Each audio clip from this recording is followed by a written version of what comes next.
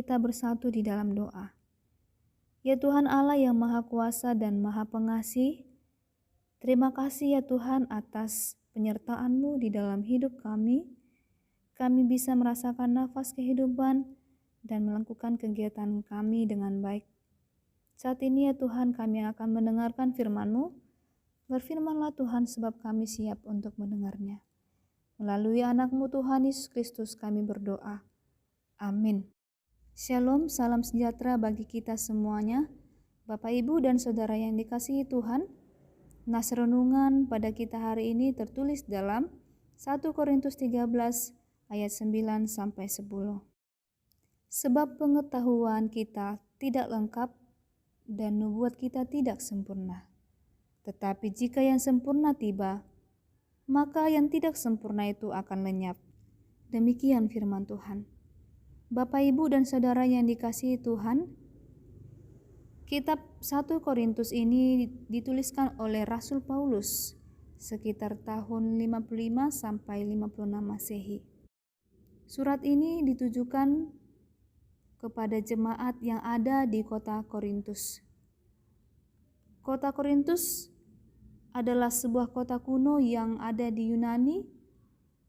Ini adalah kota yang metropolitan pada zaman Paulus. Oleh karena kota ini adalah kota yang makmur, kaya secara materi, maka kota ini terkenal dengan kota yang angkuh secara intelektual dan bejat secara moral. Untuk itulah Paulus menulis surat ini untuk mengingatkan jemaat di Korintus agar tidak angkuh terhadap karunia-karunia roh yang mereka terima. Misalnya, karunia pengetahuan yang hebat, agar kiranya tidak menjadi persaingan dan keangkuhan bagi mereka. Bapak, Ibu, dan Saudara yang dikasihi Tuhan Yesus, kitab 1 Korintus ini diapit oleh pembahasan tentang karunia. Bisa kita perhatikan pasal 12, di sana dikatakan rupa-rupa karunia tetapi satu roh. Dan pasal 14 juga membahas tentang karunia roh.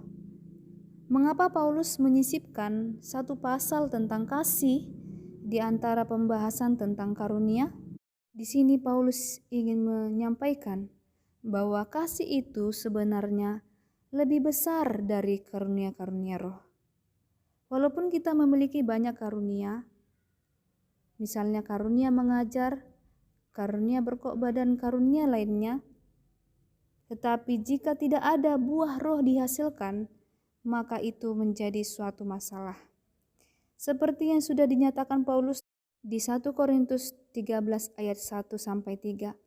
Sekalipun aku dapat berkata-kata dengan semua bahasa manusia dan bahasa malaikat, tetapi jika aku tidak mempunyai kasih, aku sama dengan gong yang berkumandang dan canang yang bergemerincing. Sekalipun aku mempunyai karunia untuk bernubuat dan aku mengetahui segala rahasia dan memiliki seluruh pengetahuan, dan sekalipun aku memiliki iman yang sempurna untuk memindahkan gunung, tetapi jika aku tidak mempunyai kasih, aku sama sekali tidak berguna. Dan sekalipun aku membagi-bagikan segala sesuatu yang ada padaku, bahkan menyerahkan tubuhku untuk dibakar, tetapi jika aku tidak mempunyai kasih, sedikit pun itu tidak ada faedahnya bagiku. Maka seperti pepatah bijak mengatakan, jangan berpikir untuk sempurna, tetapi berpikirlah untuk berguna. Mengapa demikian dikatakan jangan berpikir untuk sempurna? Karena memang sepintar-pintarnya manusia, sehebat-hebatnya pengetahuan manusia, tidak akan ada satupun manusia yang bisa mencapai titik kesempurnaan. Jelas dikatakan di ayat yang ke-9, sebab pengetahuan kita tidak lengkap dan nubuat kita tidak sempurna. Tetapi jika yang sempurna tiba, maka yang tidak sempurna itu akan lenyap. Tertulis di ayat yang ke-10. Artinya saat yang sempurna itu datang, yaitu Yesus Kristus yang adalah sempurna, maka pengetahuan kita yang kita anggap sempurna itu, setiap nubuatan, seluruh karunia-karunia roh yang diberikan pada kita, tidak lagi dibutuhkan atau itu akan lenyap. Karena Tuhan Yesus yang sempurna itulah secara langsung memperlihatkan pada kita seluruh rahasianya dengan sempurna. Maka pada saat Tuhan Yesus yang sempurna itu datang, maka kita semua sama di hadapan Tuhan. Kita adalah manusia yang lemah, kita adalah manusia yang berdosa, terbatas dan tidak sempurna. Oleh karena itu jangan ada dengki hati, sifat cemburu terhadap karunia-karunia yang dimiliki orang lain. Tetapi mari kita saling memanfaatkan dan saling berbagi akan karunia yang ada di dalam hidup kita. Jika saudara kita memiliki karunia untuk mengajar, mari kita memanfaatkan karunia yang ada pada orang lain dengan sebaik mungkin.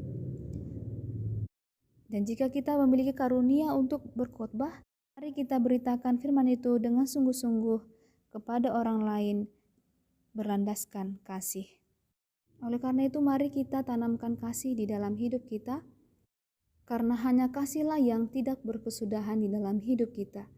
Dan kasihlah yang paling besar di antara iman dan pengharapan. Sekali lagi, jangan berpikir untuk sempurna, tetapi berpikirlah untuk berguna.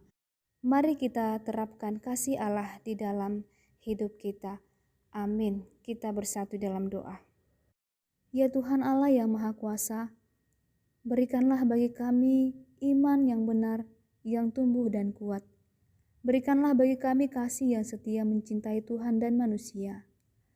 Berikanlah bagi kami pengharapan yang hidup, supaya kami bersuka cita melakukan kehendak-Mu di dalam hidup kami. Dengarkanlah doa kami ini di dalam nama anak-Mu Tuhan Yesus Kristus Tuhan kami. Amin.